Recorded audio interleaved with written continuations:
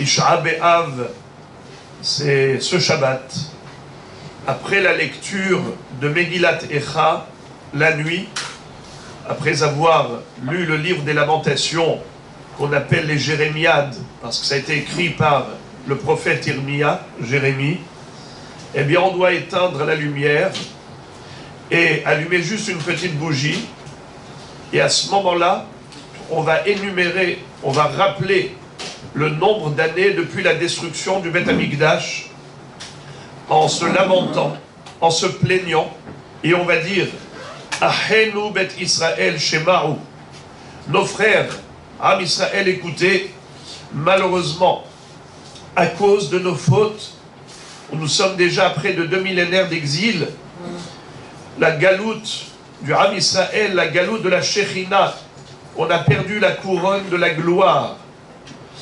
Malheur à nous par rapport à la destruction du temple, malheur à nous pour la Torah qui a été brûlée et profanée, malheur à nous par rapport aux tzadikim qui ont été massacrés, malheur à nous pour le tsahar du Mashiach qui attend de venir nous délivrer et qui est toujours retenu à cause de nos manques de mérite. Alors, Moraï Rabotai, donc ça, c'est quelque chose qui permet d'exprimer, de montrer à Kadosh Baruch Hu que les millénaires de Galout et même les beaux moments, rien ne nous fait oublier la Géoula, le Beth Amikdash, le retour à la maison d'Hachem.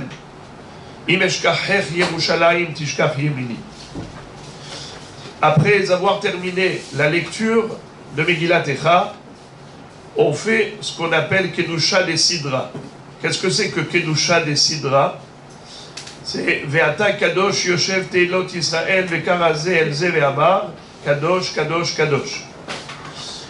Seulement, on ne commence pas par Uba Letzion Goel Ul Shavepesha Be'Yaakov.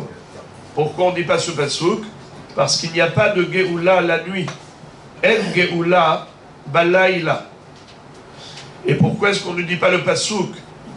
Vani Zot Beriti Otam Amar Hashem. Pourquoi on ne dit pas ça? Pourquoi on commence directement par Ve'ata Kadosh Yoshev Teilot Israël? Parce que on ne veut pas être correct Berit à la Kinot. C'est-à-dire, les lamentations qu'on vient de lire, la Megillat Echa, nous raconte l'histoire de la catastrophe qui a eu lieu en Eretz Israël, pour le Ham Israël, en cette période de la destruction du temple. Et on ne veut pas établir un pacte d'alliance avec les malheurs. C'est la raison pour laquelle on ne dit pas ce pasouk.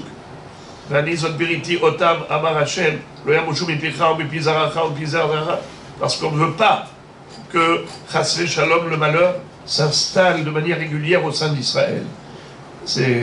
Donc qu'est-ce qu'on va faire? Juste Be'ata Kadosh, et on continue la Kedusha des Sidra. Et le Hazan va réciter le Kaddish spécial.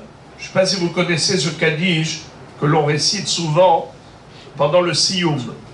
Le Siyum, on dit comme ça, Be'alma dehu ati dehadeta, ou la Hayam etaya, ou mivne karta d'Yerushalem.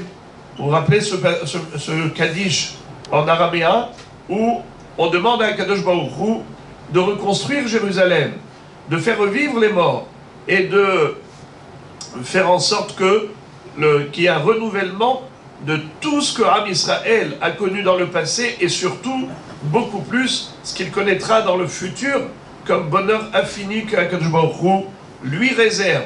Et donc, on prie pour que ce moment arrive très bientôt, avec la gloire divine qui va se manifester à l'échelle universelle, comme on dit, Gadal, Vitkadash, Shemeh Rabba, que son nom soit agrandi, glorifié, sanctifié et loué à jamais.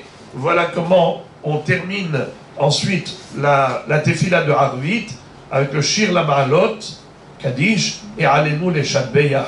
Certes, au Maroc, le minhag était de ne pas réciter Alenu les Shabbeach à la fin de la tefila, parce que c'est considéré comme un shir, un shevach, c'est une louange qui est chantée à Dieu. Or, Tisha B'Av n'est pas un jour de chant, mais le Rav Yosef a été posek que oui, il faut le faire. Et donc ici en Eretz Israël, on récite Alenu le Shabéach à la fin de la Tfila. Bruchim tiyu.